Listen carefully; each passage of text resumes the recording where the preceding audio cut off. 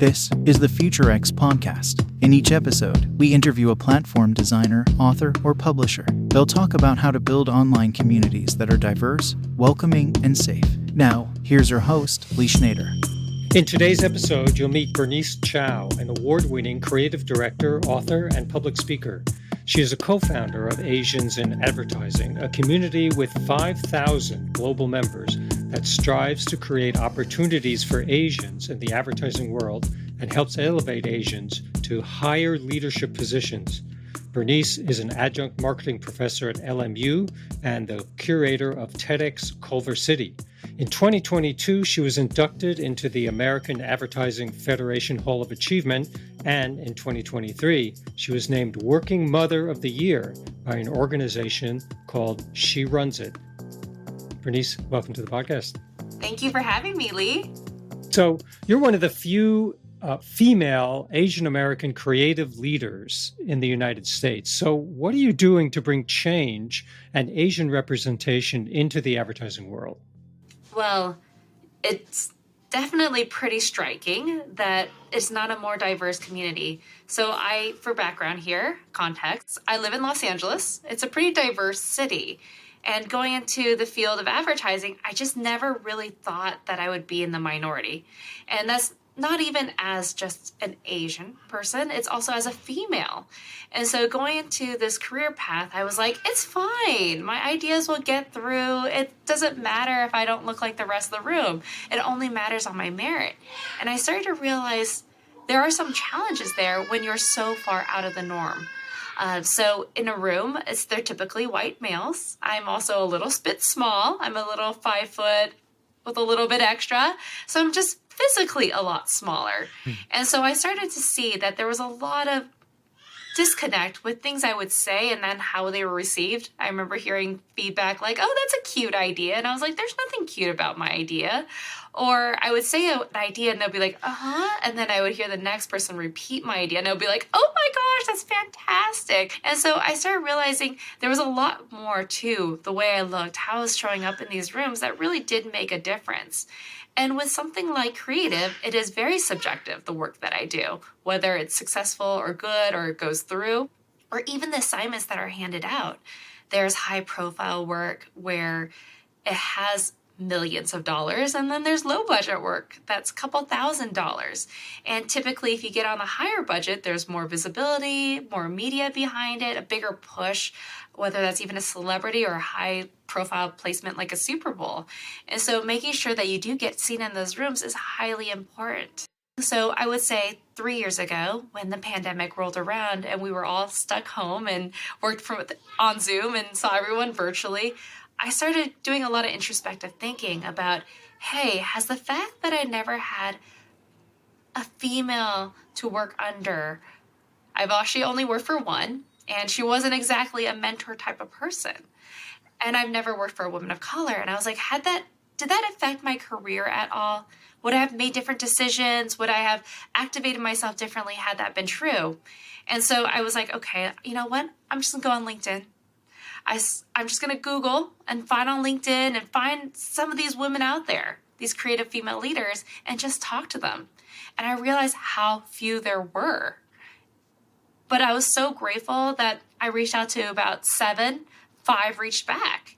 And I actually had a great one-on-one conversation with them over Zoom. And I was just asking them about their career and how they were able to get to where they were being who they were. And I took away so much from that I really was like, oh, everybody needs to be doing this. This is so absolutely rewarding.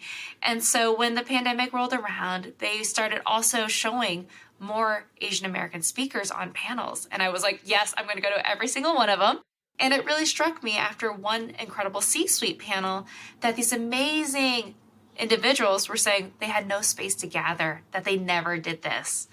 And so out of all my virtual coffees with new people, I actually met this woman named Jessalyn Lamb, who is a DEI and learning and development leader. And she also talked about the same situation she had in her career, also within advertising, but a totally different vertical. And I was like, hey, I had this idea to create a community 5 years ago. I have a domain name. I have an idea for what it's going to be. Do you want to just be my co-founder? And this is through email, mind you. I only met this woman for 30 minutes on a Zoom chat. She lived in New York. I lived in Los Angeles. So granted, I was a total stranger. And she was like, sure, just let me know what I need to do. And so I created a website on a Saturday on Squarespace. She looked it over on Sunday. We released it Monday. And we talked about success for this first event, this networking, shooting you out to different Zoom rooms.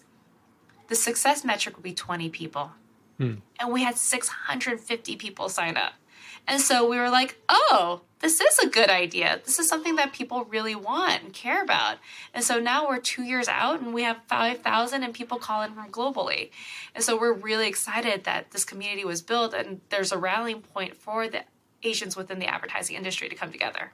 So what's amazing to me, first of all, you had realistic expectations and then reality exceeded those expectations. You really touched a nerve somehow, or there was something whose time had come. Why do you think it was then, and why did it catch so quickly? I think there was just an understanding that there was something that needed to be talked about that never did. So culturally, I was taught to not share vulnerabilities, to not show the porcelain cracking, right? To always hold yourself with we don't talk about the bad things. We only talk about the good things. So if there is something that's happening in the workplace, it's being unfair, you're not getting promoted, you're getting overlooked, your peers are getting out promoting you, all these things, you kind of hold it in because we're not taught to share those moments. So I think with the light of kind of the pandemic, the anti-Asian rhetoric, the Asian hate crime soaring by 340%. Like there was these moments of everyone kind of being scared and going, oh my gosh, I never dealt with the realities of who I am and what I look like and how that could affect what's happening in the world. And I think all these things kind of stirred this idea of like, where is my community? Why aren't I a part of something? So initial success, great numbers, but there must have been some obstacles, because it's hard to sustain these movements and hard to kind of keep it going. So what are your thoughts on that? The obstacles, keeping it going, and what are you doing about them? Well, it's definitely a labor of love. It is a nonprofit. We do not pay ourselves and we put everything back in. So one of the things that we really faced is, how do you keep this going? My co-founder and I, we both have young children. We have full-time jobs. And so it was really about creating a great community to help us. So we have an amazing volunteer team.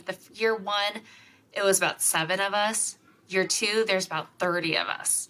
And instead of me trying to figure out things that I don't know as well and trying to do those things, I'm finding subject matter experts to really take over certain verticals so that we can activate very wisely and intentionally for that impact and scale.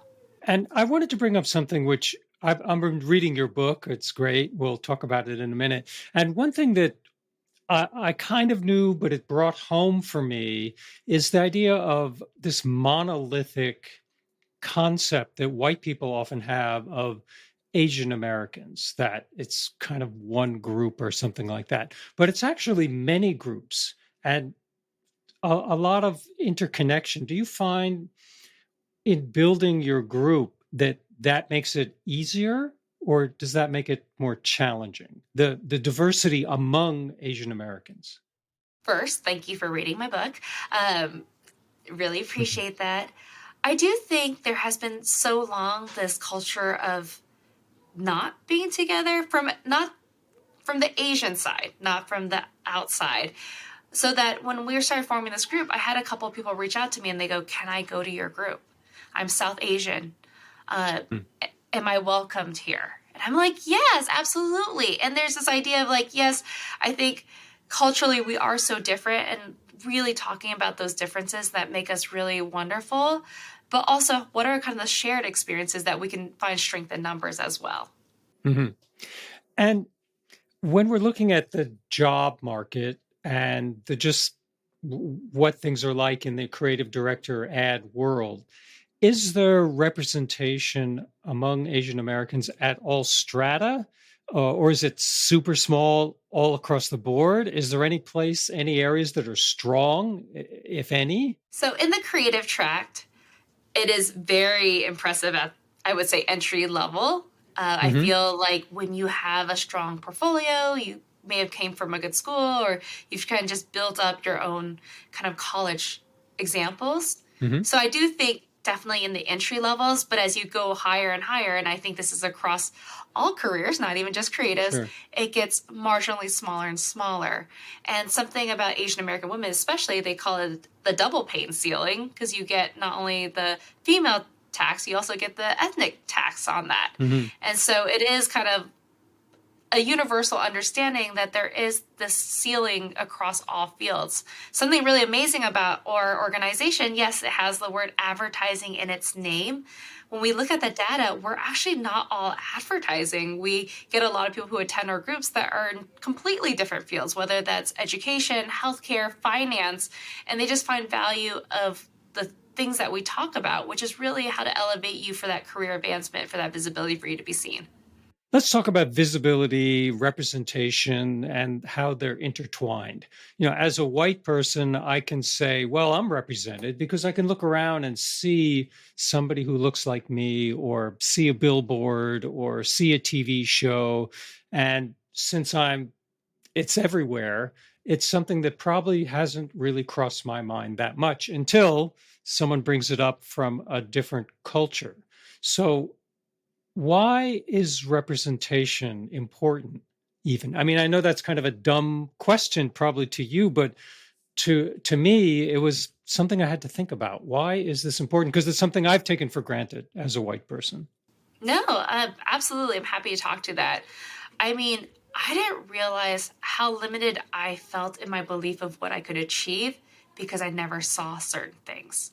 And so I say this when, Jeremy Lin went for the MBA. And that moment of Linsanity was out there, you saw everyone's eyes were like, we didn't even know that it couldn't be a possibility until we saw someone actually try to do it.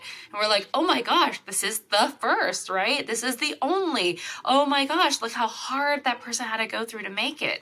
I watched 38 at the Garden, and I was like, I've already seen the previous Linsanity movie. I don't know if I need to see this one. And I watched it, and it touched me on a different level because you don't realize how unrepresented you are or how unseen you are until someone really talks about it, or they really have that moment of like, that's how bad it was. Because you kind of culturally were taught to kind of put all those things under the carpet of not and going through this exercise of resilience. And so even when Andrew Yang ran and how much pushback that he got, I was like, oh, we are still a long ways off from that possibility. And I didn't really know that until I saw it, which is interesting. And so for me, visibility has been really interesting because I don't think I really processed those limitations because I've never seen it. And what does that mean exactly? I'm looking for other words here to understand. Does it mean that you don't see yourself in the C-suite? When we're talking about visibility, what does it mean in practice? Yes. I remember I saw this interview with Lisa Ling, and she talked about who she saw when she grew up. And she was like, I didn't see many examples of representation, but who I did see, she saw Connie Chung. And it kind of goes, oh, you kind of model subconsciously who you can be by who you see out there that's doing it. And even I'm sure, that paved a way for someone like her to come up as well, because someone else kind of pushed through or broke through. So I believe that, it does help. It is hard to be the first trailblazer, but having that example or that push or that support to have that moment to be like, oh, perhaps that could be me, or I could be the first.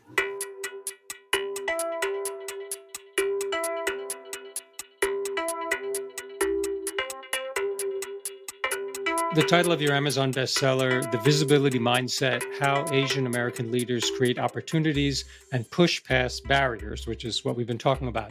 So how specifically would you define a visibility mindset? What is it and why do we need it? That's a great question. So what we describe as a visibility mindset is to really look at how you're interacting with the world. So how you're speaking, how you're showing meanings, how you're connecting with others, how you're finding support, your mentors, and how you're kind of leaving that future legacy behind. All those places you can say, okay, how can visibility play a part here? And so if you have that as a front of mind when you enter the room, give a presentation, however, you can kind of start developing a way for yourself to show up, to not be forgotten in the room. So really challenging that notion of invisibility more so than anything for a conscious visibility mindset. So a way to show up in the room. My ear caught that phrase. Could you dig into that a little bit? What does that mean? So I give the example in the book of how in advertising, brainstorm rooms are very popular, especially when we were in full-time 5 days a week. You would find yourself in these large conference rooms that are kind of intimidating, and someone just brings in a proposition or a question or a brief that you have to then activate on in that moment. And that real-time feedback is super important for conversation. I am an introvert. On top of that, I was not told to speak unless I had something super smart or perfect to say, because I will get dinged. I would get dinged so hard or be found out for who I really am, and there's the consequences of that. So in my mind, I would love to digest the brief, go back to my desk, do some hard thinking, find great research data, write it up in a very nice deck, and bring that back. My comfort zone is not to give real-time feedback or to be just jumping in there, especially if there's not room or space. So if people are in the room and they're more aggressive with the space in that room, I don't feel like the need to be like, stop, I have something to say, right? Because that takes a whole nother effort. Also, I found that the pre-warm-up to these rooms were also sometimes a little bit awkward. So I was grown up first generation. My parents came here and then I was born. And so my parents didn't grow up with glam rock. I didn't grow up with watching sports. So when that pre-warm-up conversation becomes something I have no understanding of, and I'm not going to be like, hey, can you not talk about Metallica right now? I really don't understand this conversation. I'm sitting in the room going, yeah, that's wonderful. Yes. And so then on top of that, I'm forced to then join into a conversation where I'm like, I'm not prepared. I don't have fully formulated thoughts to jump in here. How do I jump in here? You always have this rapport that you're going. And so there's a lot of uncomfortableness there, especially when I'm taught culturally not to do that. And so on top of my whole introverted personality, there's a lot of things stacking here against me. And so I'm saying, hey, that visibility is so incredibly important. You have to get in there. Yeah. It's this whole, the soft skills idea, which you talk about also in the book, that people get advanced, people get promoted by what are known, and you do a great job of it talking about it in the book, as soft skills, knowing Metallica, having cultural touch points, being able to, quote unquote, make conversation, but know about things that your boss or whatever, the people who are the alphas in the room know about. What are we supposed to, what do people do about that if they are really either come from another culture or they're just not interested? Well, an easy way is to find an ally before you get into that room that you're going to go in the room with. And you could be like, hey, I noticed Lee had a great point that we talked about before we got into this room. I'm going to share that moment. Or I can share a trend. I could just bounce off someone else that's in the room, or just have questions that can be prepared, that can be used in all rooms. How are we measuring success by?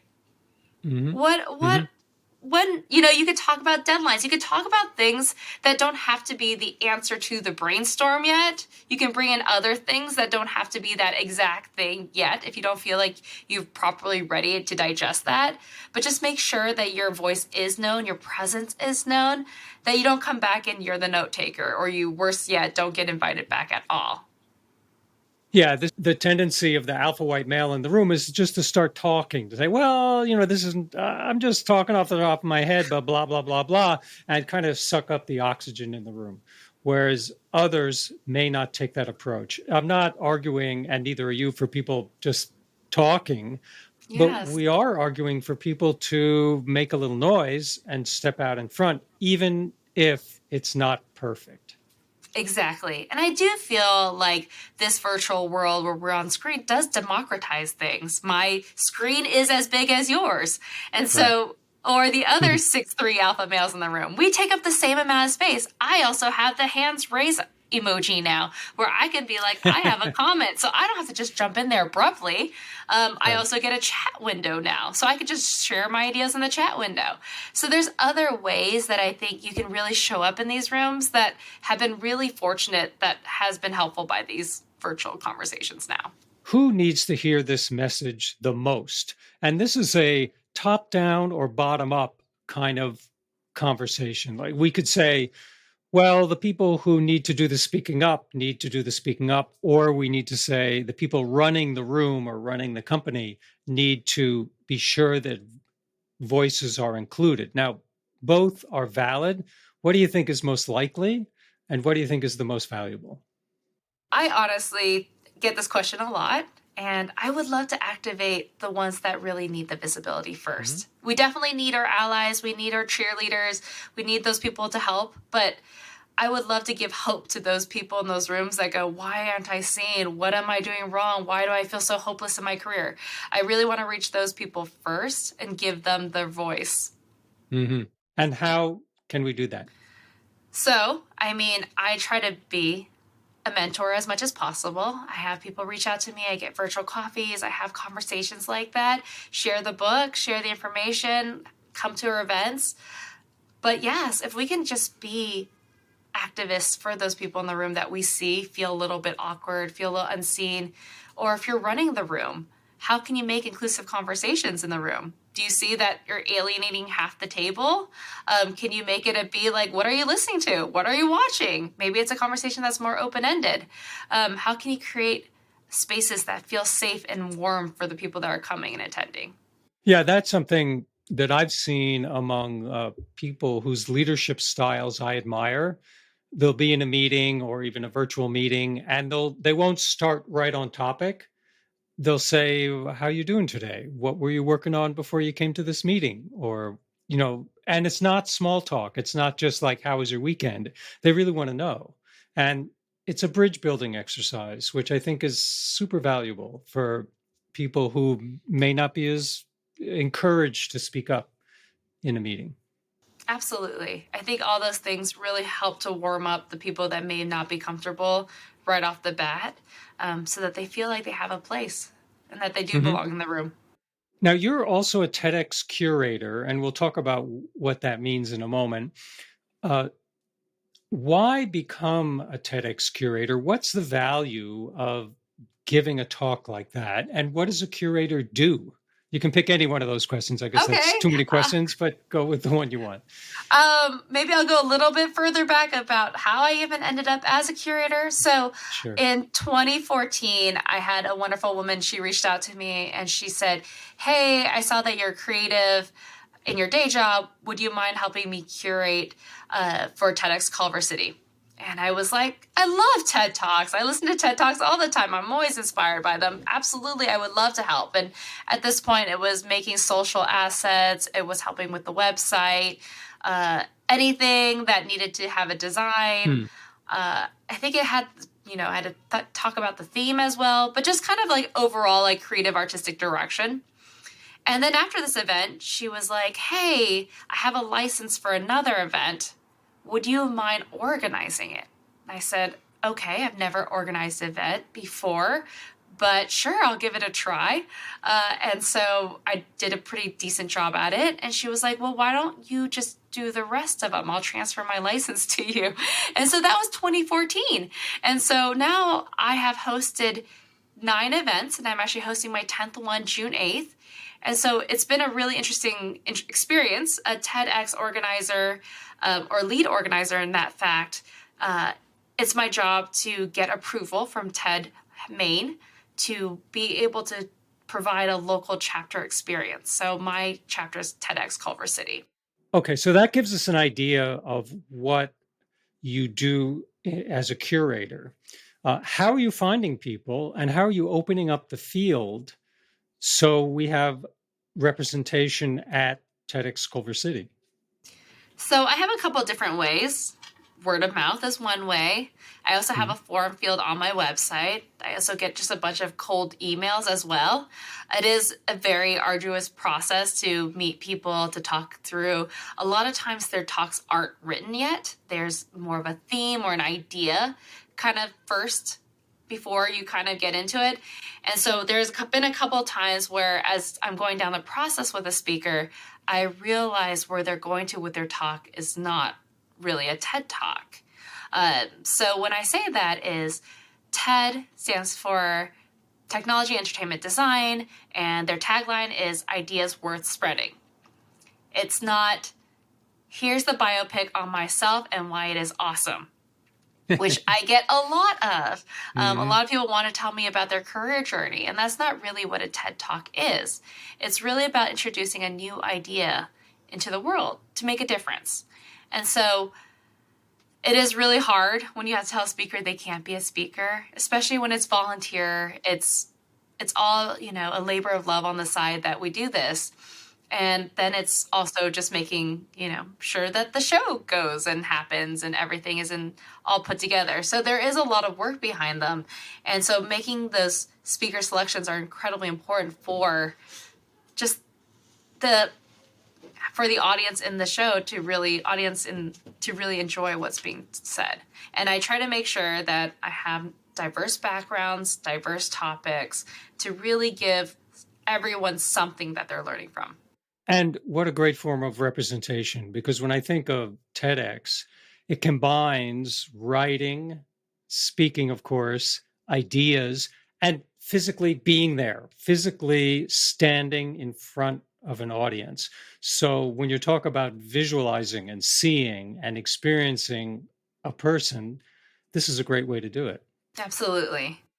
So you've done outreach for your book and for TEDx events, and some of that has to be online. We talked about online events being a way where you might be able to put up your hand raise and you get more visibility. But how do you get people to find you, enhance your discoverability of, say, your book or a TEDx event or something else you're working on? So in the field of advertising, I do that all the time for brands. I'm trying to get brands noticed so that you buy the latest car, food, everything.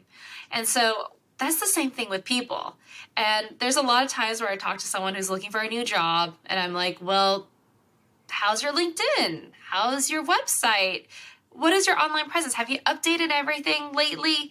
And there's usually a hesitancy because it's like, it's okay for Apple to have a website. Do I need a website? And I'm like, well, if you don't have a website, how do they know who you are? How do they know that you're not coming in with a fake resume or fake credentials? Even though the website can still be fake because you're creating it, but it gives you some validity. And also, I always give the metaphor, how do you know what's a good product, right? If you're going down the shelves of a shopping aisle, you want to get the product that has the most reviews or the most use or, the biggest hype. And that's the same with people. And so if you're going into an interview, if you make it to that point, and they're probably Googling you. They're probably looking you up on Instagram, LinkedIn, all the social medias.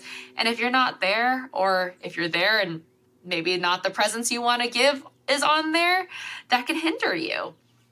Or someone else is telling you what they should think of you, right? What if someone's saying something about you that's not true? Mm-hmm. So being able to curate your own presence is absolutely crucial for your own career development or whatever you're looking to do. If you're looking to be a speaker, for instance, you should have a speaker website. If you're looking to sell a product, then you need to show that you have this product. It's all about really cultivating what your value is. And curating your own presence. This is so valuable.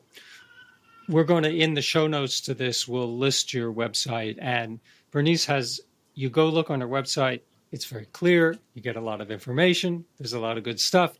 And you've curated your presence and you get to have the conversation there, kind of the first part of the conversation, which I think some people, when you're talking about representation, this is something that gets left out. Like, it's your first impression. You got to get that conversation going somehow. And just like you said, people are going to check you out. They're going to do it like everyone does it now on some online something or other. So you may as well curate as best you can. Yes, and we talk about the soft skills. It's kind of part of that, right? It's your reputation that's there. And so as much as I could say I have all the hard skills out there, you're going to go and visit and see all my Instagram, my LinkedIn, my website, and you're going to be like, oh, this is what I glean from that. She looks like she's, maybe easy to talk to, but you kind of get a bit of that personality through those channels. Yeah, it's so true. It is that soft skills reflection. I appreciate you bringing that up because we often forget that, we may have all the smarts in the world, but if we're not fun, it sounds silly in a way, but if we're not fun to work with and we're not that articulate, it's going to be pretty hard to get hired or advanced. It's so true. Absolutely. You want to be a culture fit. I was reading a statistic that culture fit is more important. I think it was culture fit was 60%. It was pretty high. So if someone were starting up an online community, let's say we're talking to someone who's listening to this and they have an idea, what's your best piece of advice for them to get that going and to connect it to people? Do it. First of all, don't just sit on it.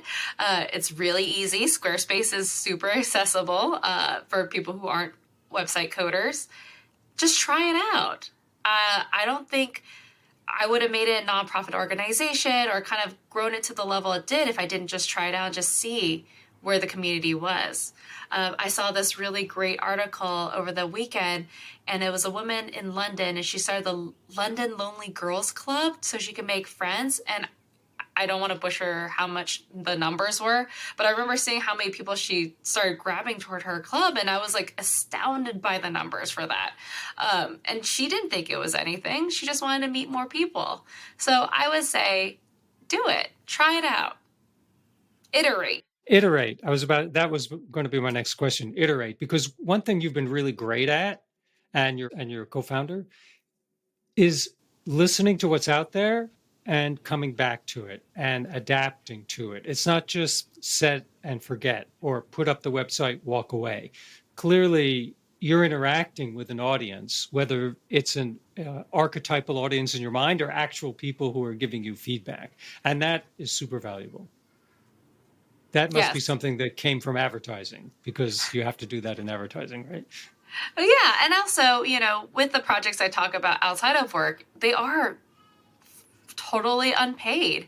And so if you're going to spend that time, we're all so limited by the time we have on this planet that we really want to make an impact. So if you're not driving that, we say in advertising, return on investment, the ROI, then you should really shake it up. So maybe it isn't important to you to have that ROI. So then it's fine to keep it small. But if you're really trying to drive impact, then you should really kind of start shifting, be like, okay, how can I improve on that? How can I make that better?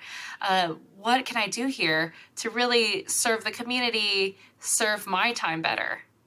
So is there anything that I forgot to ask that we should have covered? The very last thing I would like to leave everybody with is it may be uncomfortable, it may be scary. Do it little by little and just start getting more used to it. And I promise that it will get more and more natural as you go on. Bernice Chao, you're definitely shaking things up with your book, your TEDx curation, and your organization. So thank you so much for being on the show today. Absolutely. Thank you, Lee, for having me. This is such a wonderful conversation. Thanks for joining us on the Future X podcast. Listen on Apple Podcasts, Spotify, Amazon, Google, or anywhere fine podcasts appear in your feed. Post a comment on Apple Podcasts, and we'll read it on the show. For more info about Future X, visit futurex.studio.